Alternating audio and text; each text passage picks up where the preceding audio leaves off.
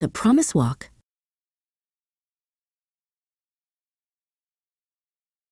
The separation was complete.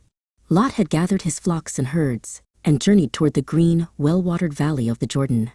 Abraham stayed put, camping by the sturdy oak trees of Mamre near Hebron. The hills around him were quiet now, not bustling with arguments between herdsmen. A great silence had settled over Abraham's camp. Abraham stood on a high ridge, feeling the wind lift his hair. He might have been tempted to look after Lot, watching the green pastures disappear. But Abraham knew he needed to look up, not just around. He took a deep breath of the dry, honest air, reminding himself that God was with him, even when the immediate view felt a little sparse. Then, a powerful thought, like a voice echoing in his heart, cleared away all his worries. "Abraham," the voice seemed to whisper, "lift up your eyes and look from the place where you are now." Abraham nodded. He wasn't supposed to worry about what he had lost. He was commanded to focus on what was next and what was true. First, Abraham turned north. He squinted toward the far-off mountains. Then he turned south, looking past the dry riverbeds toward the desert plains. It was a huge, magnificent view, stretching out further than his eyes could truly measure. God was showing him a vision of abundance.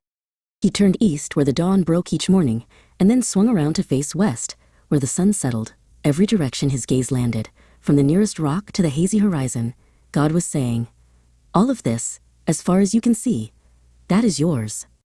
All the land you see, I will give it to you and your descendants forever," the voice promised. "And your family will be so great, they will be impossible to count, like the dust of the earth." Abraham smiled. How could dust, the tiny bits beneath his sandals, be counted? It was a promise bigger than mountains.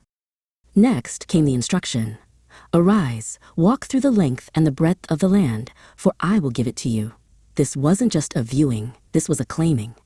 God wanted Abraham to literally step into his future and possess the promise with his own feet. Abraham didn't hesitate. He took his first deliberate steps, walking across the rocky terrain. He walked slowly, thoughtfully, feeling the dirt crunch beneath his leather sandals. Every single step mattered because he was walking the promise into reality. After walking for some time, marking the vast territory he would inherit, Abraham finally settled near the great trees of Mamre again, back in Hebron. As a symbol of his thanks, and to remind himself and everyone around him of the great promise, he built something special. He built an altar to the Lord. It was a place where Abraham could offer worship and thanks.